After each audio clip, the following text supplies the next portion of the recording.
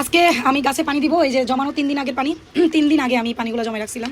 এখানে আছে ডাল ধোয়া পানি, চাল ধোয়া পানি, কলা ভিজায় রাখছি, কলা ভিজানো পানি, বিটরুটের ছিলা পর্যন্ত দিয়ে রাখছি। বিটরুট একটা এই যে বিটরুট দিলাম একটা, এটা আমার বাসায়ও কিছু ছিল তাই এখানে ভিজাই নিলাম। কাইটা ভিজে দিতে পারতাম বাট সময়ের জন্য দিতে পারিনি। এখন আজকে আমি আমার এই সব পুরো 3টা বাগান 3টা গার্ডেনিংয়ে আমি সব জায়গায় এই পানিগুলো দিয়ে দিব। এই পানিগুলো দেওয়ার পরে গাছটা কত হেলদি হয় দেখেন। আমার এই গাছগুলোতে কিন্তু ফুল ছিল না, এই গাছগুলোতে এতটুকু ফুল ছিল না। তারপরে এই মানি প্লান্টগুলো কিন্তু এভাবে হয় না। এখানে একটা পেঁপে গাছ হচ্ছে, আমি এটা অন্য একটা পাত্র তুলে দিব না, অন্য একটা গাছে। এই গাছটা দেখেন কীভাবে মজা গেছে। এখন এই পানি দিব, দেখবেন কীভাবে একদম তরতাজা হয়ে যাবে। তো আমার এই বেলি ফুল গাছেও কিন্তু আমি এরকম গাছে পানি দিই। পানি দেওয়াতে কিন্তু ফুলের ফসল ভালো হয়েছে। ফুল যখন ঝরে যাবে, সিজন চলে যাবে, তখন আমি পুরো ঢাল ছাটাই করে দিব। আবার ঢাল হবে 6 মাসের মধ্যে, আবার নতুন করে এভাবে ফসল দিবে, ফুল দিবে। সরি, তো আমি আজকে সবগুলো গাছই চাল দেওয়া পানিটা আলাদা নিলাম, চাল দেওয়া পানিটা দিয়ে নিব। দেখেন আজকে ডেইলি ব্লকে আজকে কী কী করি সারাদিন আপনাদেরকে দেখাবো। আজকে আমার ব্লকে আমার সাথে থাকেন, সবাই আমার ভিডিও দেখেন, তাহলে বুঝতে পারবেন আমি সারাদিন কী কী কাজ করি, আপনাদেরও ভালো লাগবে এবং আমার কাজের ধরনগুলো আপনাদের অনেক কিছু শিখতে পারবেন বা আমিও আপনাদেরকে দেখাইতে পারবো। এনিওয়ে, আমি গাছে পানি দেওয়া শুরু করলাম, আপনারা একটু দেখেন সবাই। এটা হলো আমার বেলি ফুল গাছ। এখানে আমি অলরেডি পানি চাল দেওয়ার ভাতের পান্তা ভাত দিয়েছিলাম একদিন, সবাই দেখাইছি। মটরশুঁই গাছ, আমার সব গাছের গোড়ায় একটু একটু করে পানি আমি দিয়ে দিব, যেন গাছের পাতাগুলো সবুজ হয়, সুন্দর হয়।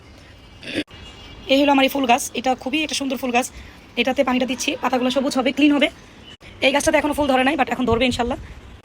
এই গাছগুলো তো টোটালি একদম মজে গেছে, এগুলা পানির জন্য এরকম অবস্থা। এখন পানি দিলাম, দেখবেন পানি দেওয়ার পরে কিছুক্ষণ পরে আমি স্প্রে করে দিব, আরও সুন্দর হবে। এখন আমি পানিগুলো দেওয়া হয়ে গেছে আলহামদুলিল্লাহ। অন্য একটা বারান্দায় যাবো, এটা আমার আরেকটা বারান্দা, এখানে নিয়ে আসলাম। এই গাছগুলোরও খুব বেহাল অবস্থা, পানি দিব এখন। পানিটা দেওয়ার আগে গাছগুলোর তো বেহাল অবস্থা, পানিটা দেওয়ার আগে আমি এখানে একটু ডাল ছাটাই করে দিচ্ছি, কারণ এই ডালগুলো অপুষ্টি হয়ে গেছে, অযথ ঝুলে গেছে বেশি। তো ডালগুলো ছাটাই করে দিলে আরো সুন্দর হবে। গাছটা একটু হলুদ হয়ে গেল। আর এলোভেরা গাছে ওইখানে এক্সট্রা ডালগুলো নষ্ট হয়ে গেছে, এগুলো বেশি রোদে থেকে নষ্ট হয়ে যায়। তো যেহেতু এক্সট্রা গাছ যখন উঠবে তখন এগুলো একটু ছাটাই করে দিতে হবে। বেশি এলোভেরা যে গাছগুলোর জন্য ওই গাছটাতে পুষ্টি থাকবে না।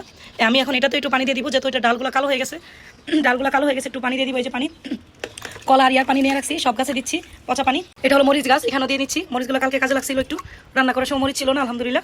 গাছের একদম এমন অবস্থা, এত রোদে গাছ শুকায় হয়ে যায়, মানে গাছের জ্বর শুকায় যায় একদম। এই জন্য গাছে বেশি করে পানি দিতে হবে, পানিটা টাইমলি দিতে হবে, আনটাইমে পানি দিলে হবে না, টাইমলি পানি দিতে হবে, সকাল বিকাল যখন সময় পাবেন তখন। তো আমার পানি দেওয়া শেষ, আজকে কলা পচা পানি। আরেকদিন অন্য কোনো কিছু দিয়ে পানি দিব, তখন দেখতে পারবেন।